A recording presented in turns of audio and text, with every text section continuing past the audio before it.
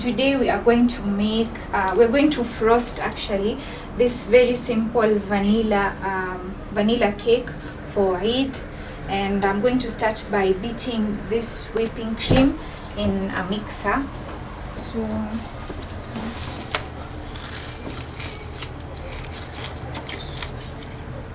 okay, so why is this whipping cream that's solid and not liquid? The reason why the whipping cream has to be in the solid state is for it to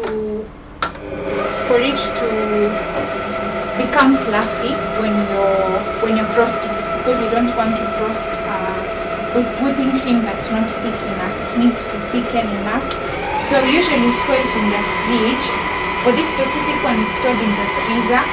So you can remove it like 5 to 10 minutes earlier before you beat it in the mixer. So for it to get that fluffiness and thickness, because if you beat whipping cream that's not been stored in the freezer, it doesn't thicken enough, and that's not the kind of frosting that we're looking for. So I'm going to increase the speed.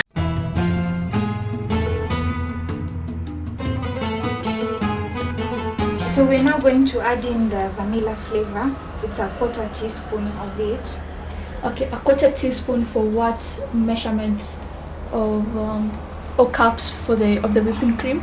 Okay, so we've only used half the whipping cream in the packet, but it depends with what you want. So because I'm doing a vanilla cake, the whipping cream itself has its own taste. The flavor is just to enhance it, but it usually has its own taste and its own smell. So this one is just to enhance it. So the more you put it, the more you enhance it. The less you do, so the less results you get. So it really depends with what kind of results that you're looking for. So I'm going to whip it for like. So now our frosting is ready. One hack that I've learned when you're using whipping cream, how should you know that your whipping cream is ready? When it automatically forms its own shape, like you see, it can hold on to this whipping cream. Okay. Onto this beater, I mean. So if your whipping cream can hold firm onto this beater, you see, without dripping, then you know that it's ready for frosting. But if when you just taste it with the beater and you find the whipping cream maybe melting down, then you know that your whipping cream is not ready. So this one is ready for frosting. And yeah, so I'm going to divide this portion into a smaller bowl because this one is too large. So I'm going to separate it into another bowl so that we can start frosting the cake. Okay.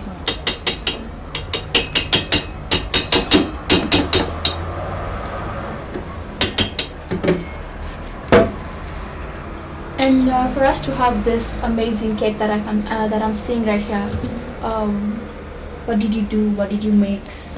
Okay, this one is my signature vanilla cake. It's just the simplest cake is this one for me, because I think in almost all the houses you might find that you have all the ingredients ready in your house. Like it doesn't require anything special. So it's just eggs and milk, and of course pembe flour mills, unga safi wa ngano, baking powder, and vanilla essence because it's vanilla cake. Did I mention milk? Yeah, and milk also. So you see, these ingredients are readily available anywhere. You can even have them in your house. Yeah, so it's the simplest cake that you can, and it doesn't take long. So the size is 3/4 kg. So hence I've divided it into 3 layers. So when you use a bigger baking tin, so your cake is going to be like, if I used a bigger baking tin, the cake I would have like 2 layers. It wouldn't have been this tall. So because this one is an 8-inch baking tin, so hence I decided to divide it into 3 portions.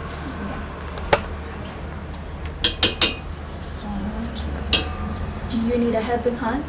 Yeah, let me just put this there. So I'll be your next chef, the next baker in town.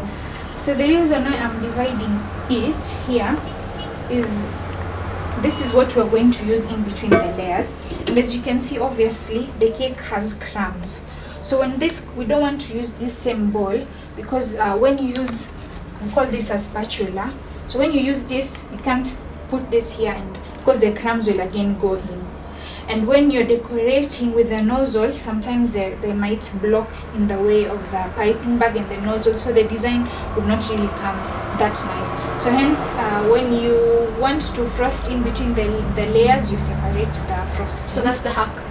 Yeah, that's the hack. Okay. So this is Najmi's hack of separating the wimpy cream into two bowls so that the crumbs does not interfere with the final frosting. So this is what we're using. So I'm going to use this board.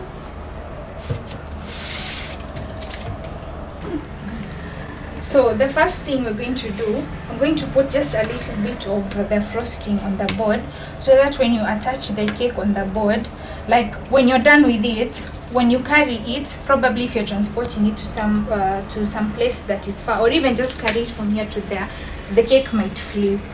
So this acts like a glue for the cake, like to just make it firm, to make it stay firm on the board.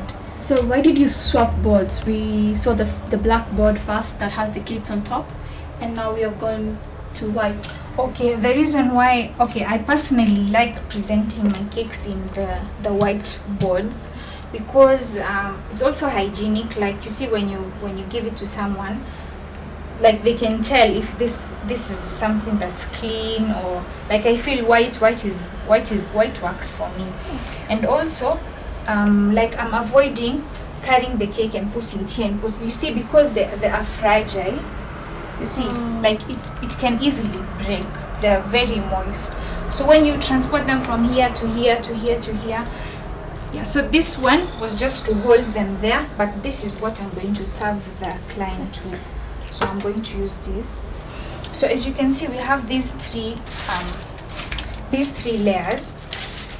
Even though right now maybe someone can see that it's messy and it doesn't look good, so that's the reason for the frosting. This is now where the cake art comes in. Like you turn this all the crumbles and all this messiness into something good. So we have three layers. They're not equal, like they don't have the same measurements. The bottom one is much thicker than these two other ones. So this bottom one, I'm going to put it up. It's going to be the first layer of my cake.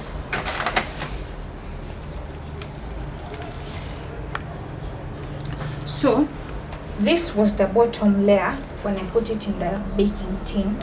So this was the top layer. So I'm going to put this bottom layer right here.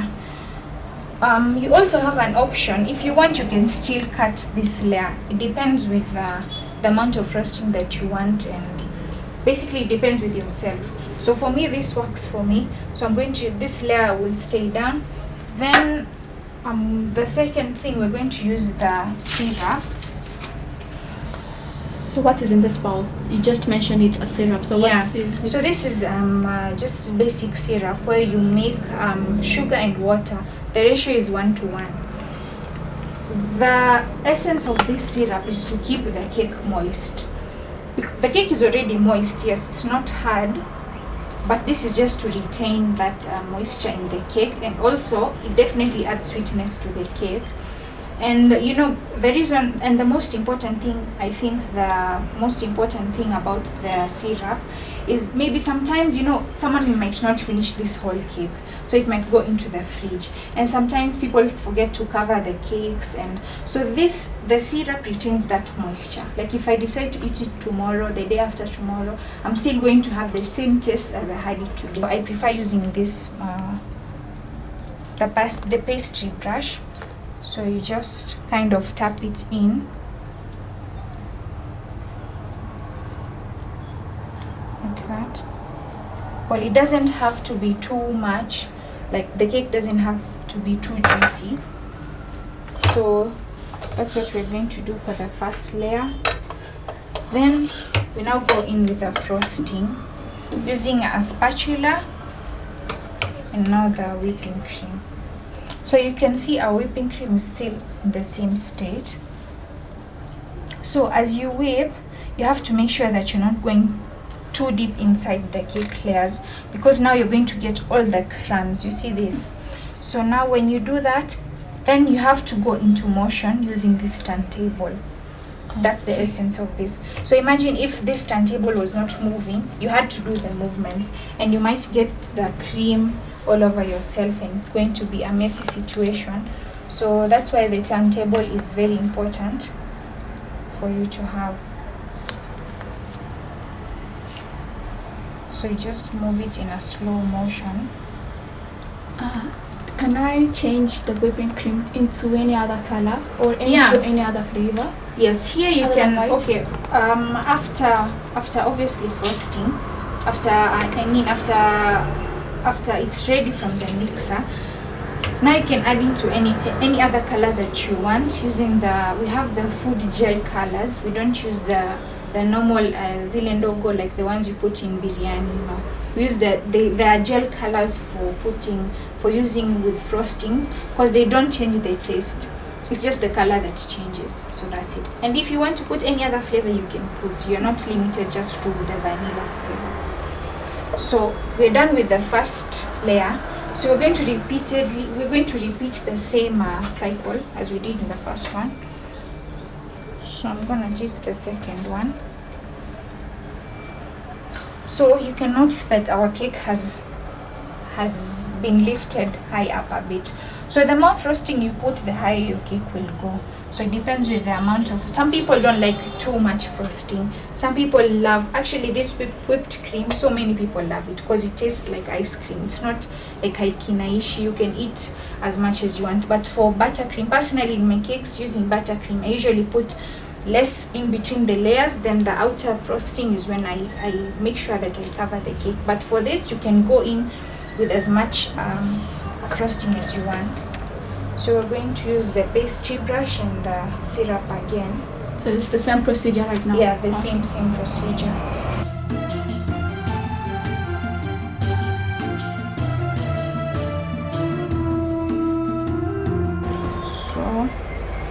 So I'm just layering them up, and also in between the layers, you can add in any kinds of fruits that you want. So you can go in, like with vanilla, you can go in with berries, with grapes, with any kind of fruit that you want.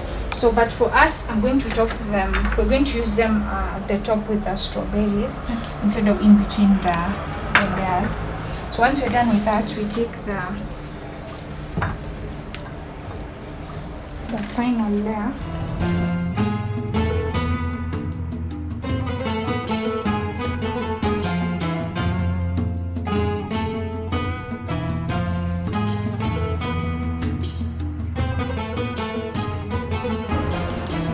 So what we're doing right now, you see this messiness is what you want to cover up with the frosting.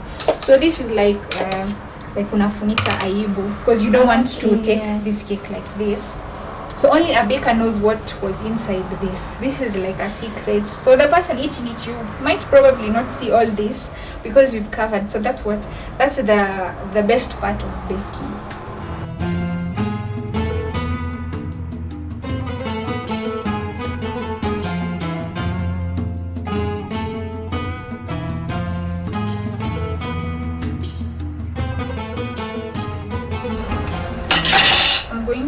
Use this. So what's that? To levelize the cake, and because you want to retain the smooth edge. So you see these crumbs, you don't want them messing up around the cake. So this is what you do.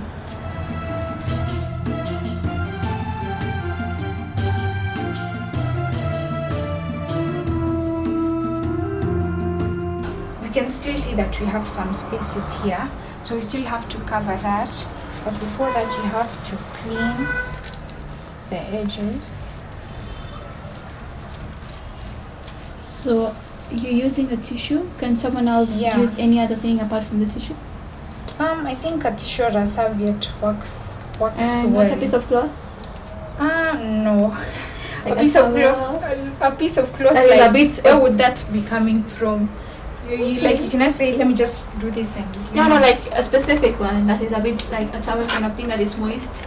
Yeah, but then that will give you extra work of washing it. Now you have to wash it over and over again. So I'm going to add more.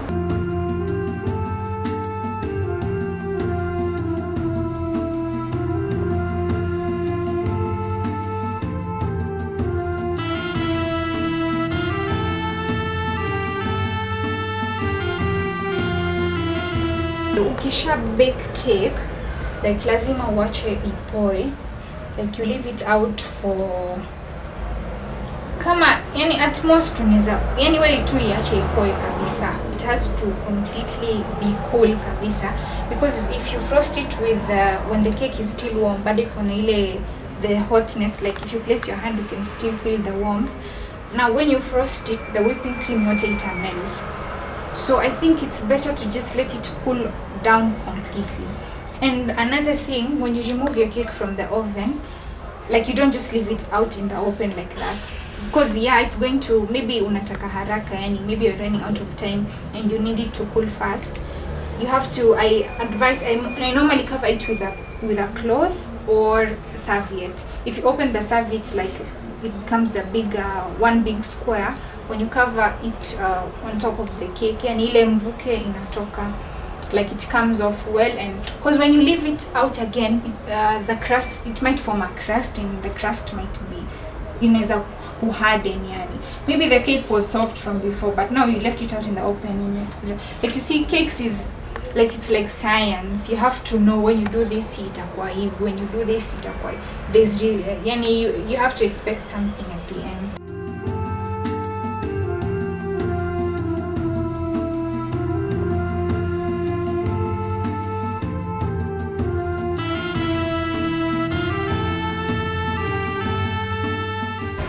With a bit of some whipped cream for us to do the drips around the cake.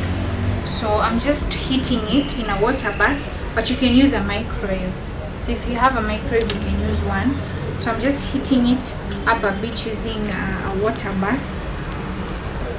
Now we don't want it too thick, and we don't want it running down the cake. The measurement is 1 cubic chocolate. And what type of chocolate are you using? We're using the dark compound one. This is not the chocolate that you eat in, the normal chocolate that we eat daily. This is specifically used for cakes and desserts because it has that sweet and sour kind of taste. So I'm just going to add a bit more, because we want it to drip, but not to drip till down. We want it to drip but still maintain the structure on the cake. So you see.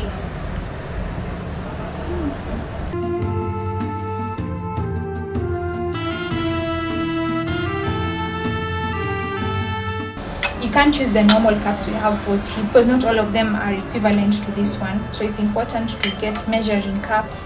We also have measuring spoons. We have the big one, the tablespoon, the teaspoon. So you see, it's even there's some recipes. Maybe you want to try out a recipe on YouTube, and it's written in ml.